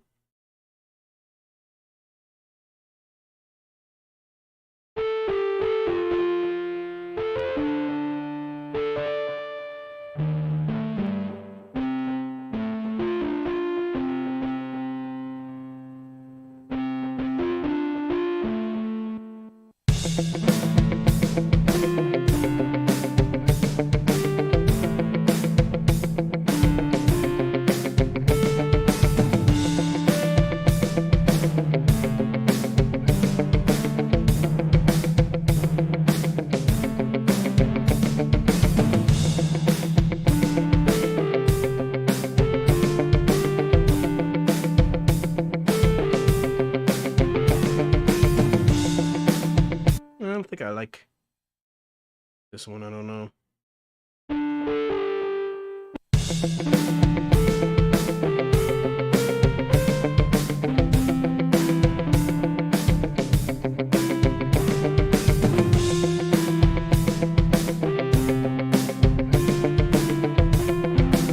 What if I need I think I might throw a compressor on this.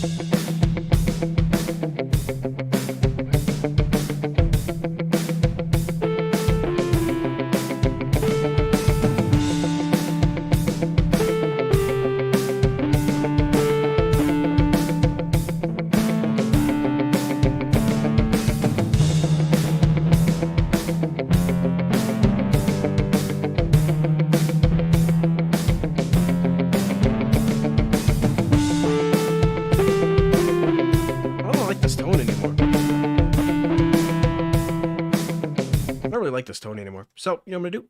We're gonna use an audio unit. Let's just delete this whole thing, right, Meow? Get an audio unit in here. Double tap to add a track. Oh, I gotta change this to MIDI. That again. General. How do I change from an audio track to a MIDI? Well, I'll just go like this. MIDI.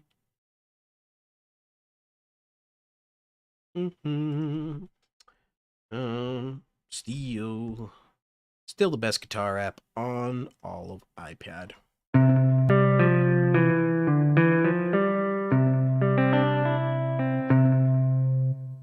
So many amazing tones in here. Like tons of tones.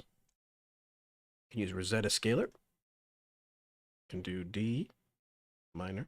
I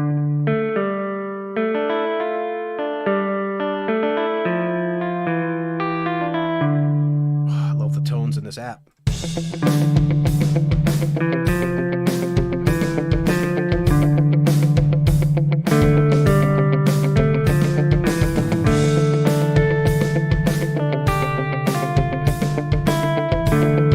Get some distortion. You get some slight distortion. So let's go to plugin. Nope. But yeah, back and steel guitar. Give me that steel guitar. Go to the plugin presets. Oh, they don't show in here, so we have to do it the old-fashioned way. By open up the presets inside of the app. I got favorites, tons of favorites.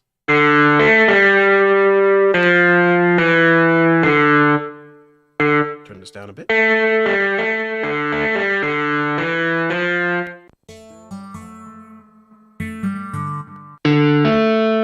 I want some slight distortion, you know?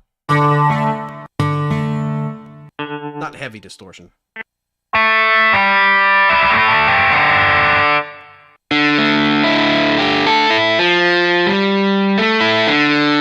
Some fuzz, you know?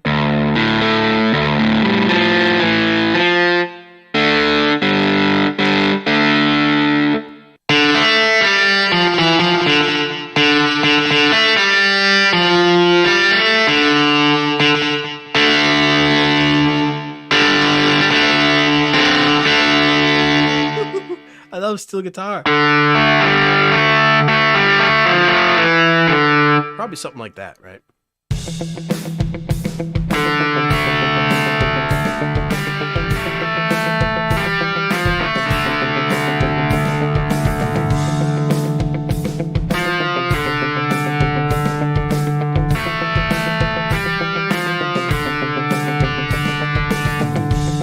Kind of overpowering.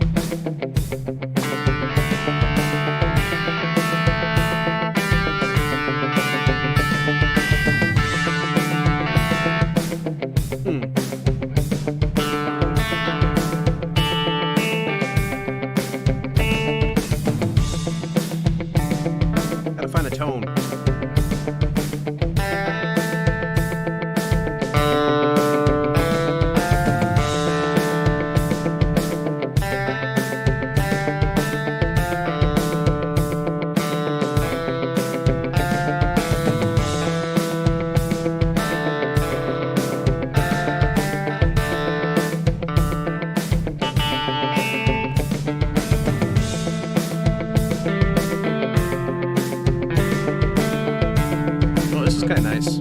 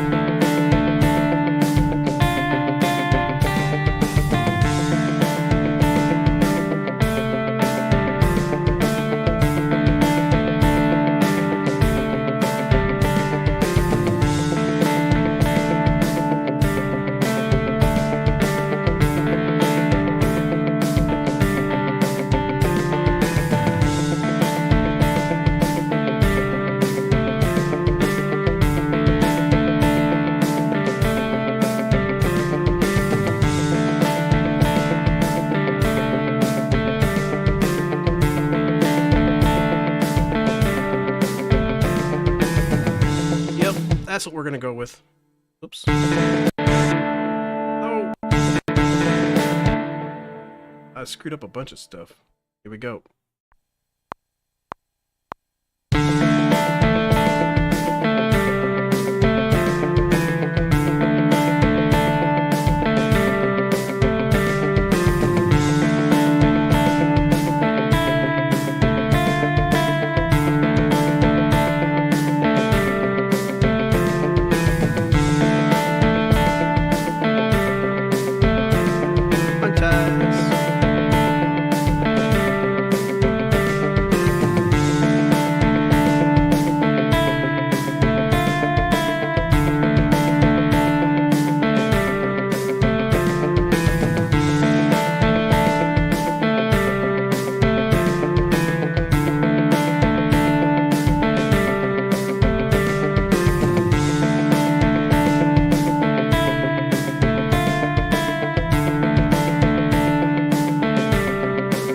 Cascade maybe?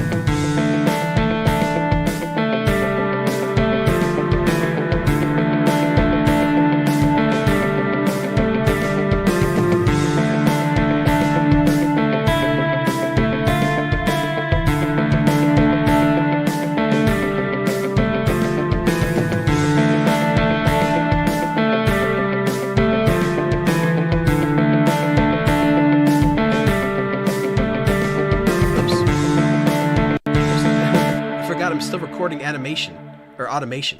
I don't want to record automation. No automation, sir.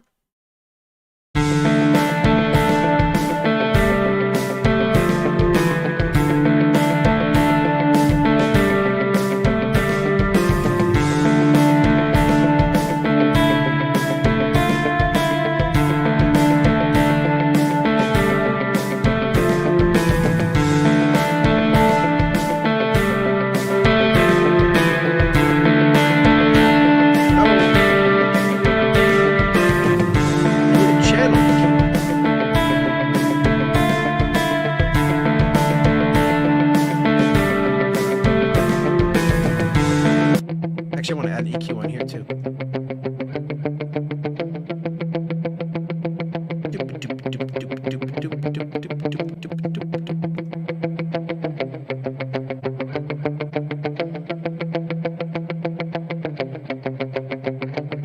Let's see.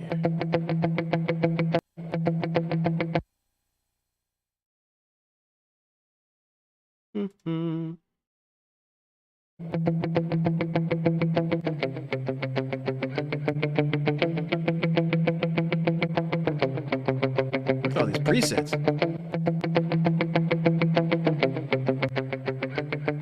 There we go. Without? Or with? Without. Get rid of some of that mud.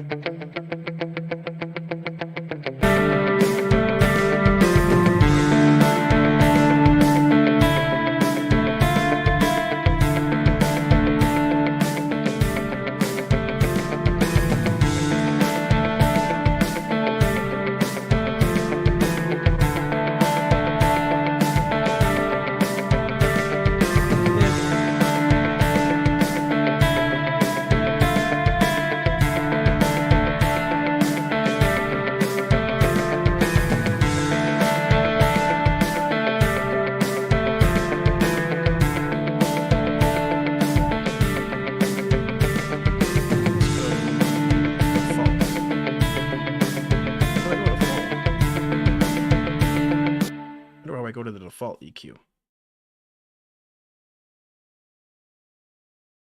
EQ tools. So many things to do in this thing. Pretty cool.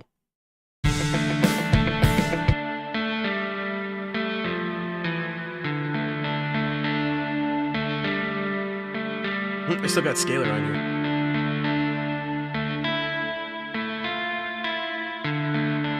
Oh, that's correct. Yeah, I want to Scalar.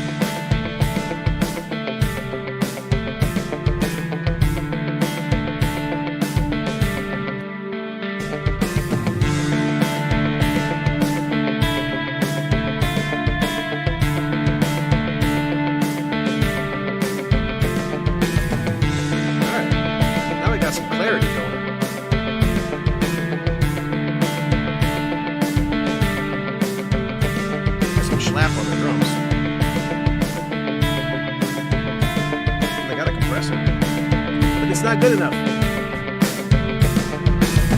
So we want the slap.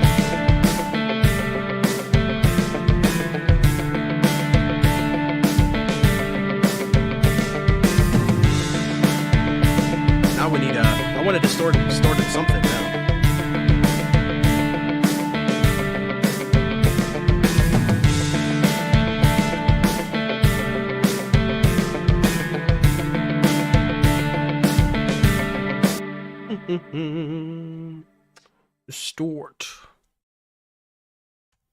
Distortion. I wonder if they got a patch for that, or a thingy-majigger for that.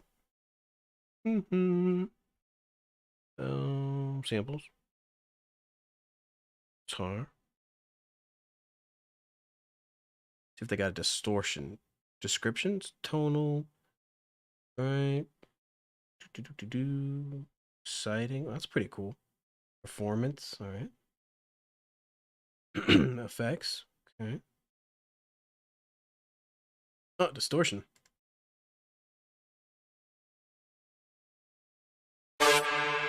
Whoa.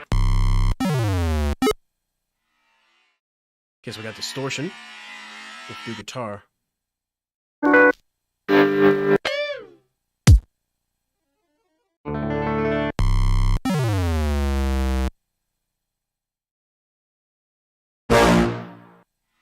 No.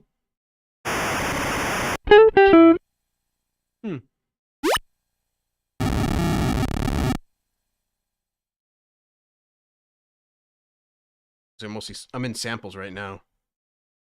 These are mostly drums inside of the samples. Probably have to go to instrument patches, do that here. It's pretty cool. They have distortion though. So you can just choose like distortion. What's this? Whoa. Okay. A lot of stuff. If I type in guitar here. Guitar.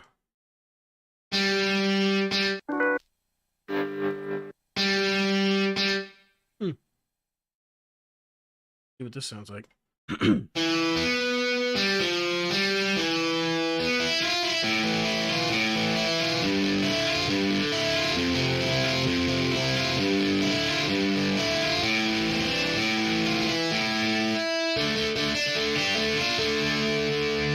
Let's see if that gels with this.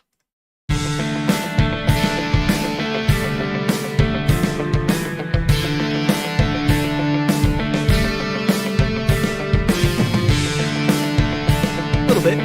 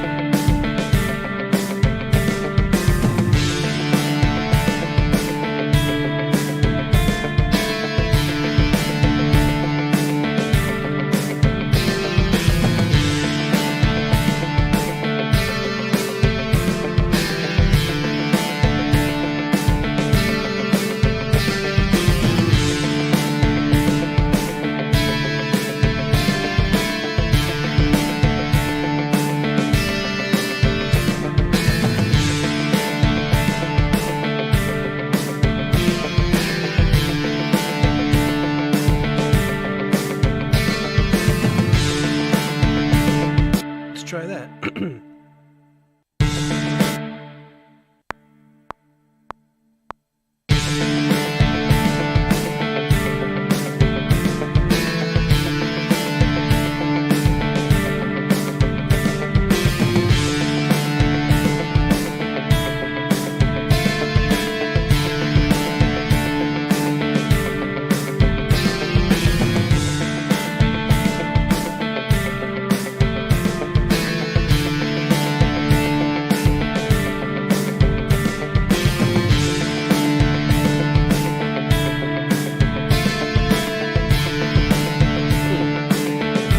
I have this issue sometimes too where I record too early and like it doesn't it puts like my first note like in the wrong spot. Right? Now it'll show up there. That's a bug I think that Logic has where every time I record it never puts the first note in the right spot unless my timing is bad, but I'm pretty sure.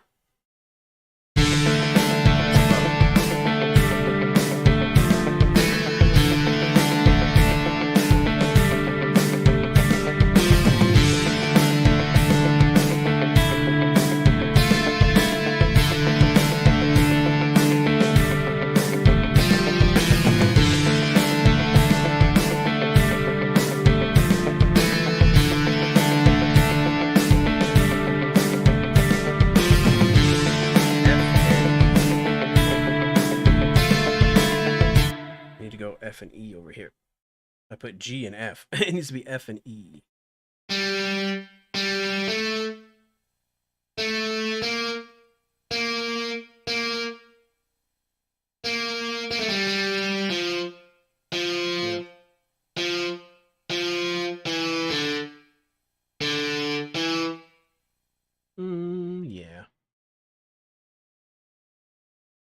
As I do A, F, E, and that's what I got here. A, D, F, E. Okay, that should sound better.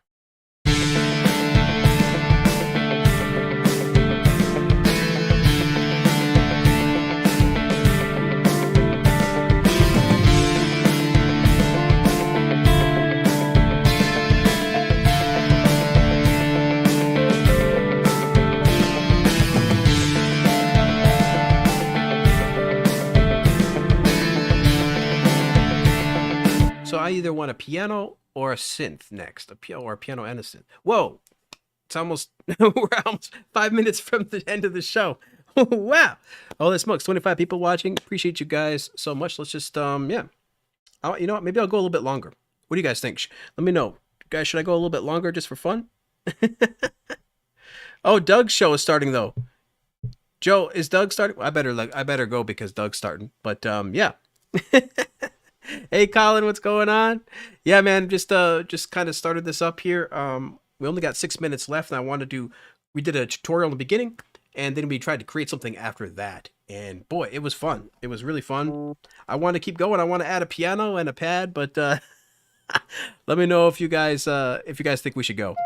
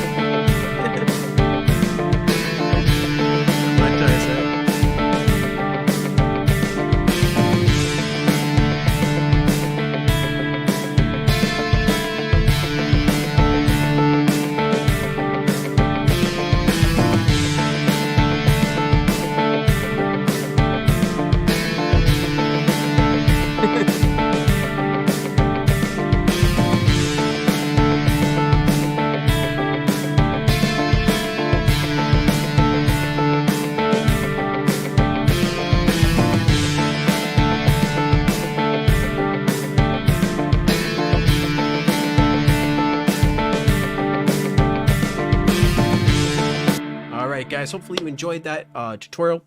Hopefully you enjoyed that demo. Piano and pad, let's go. Yeah. That was just tons of fun, guys. Yeah, I just had a great time.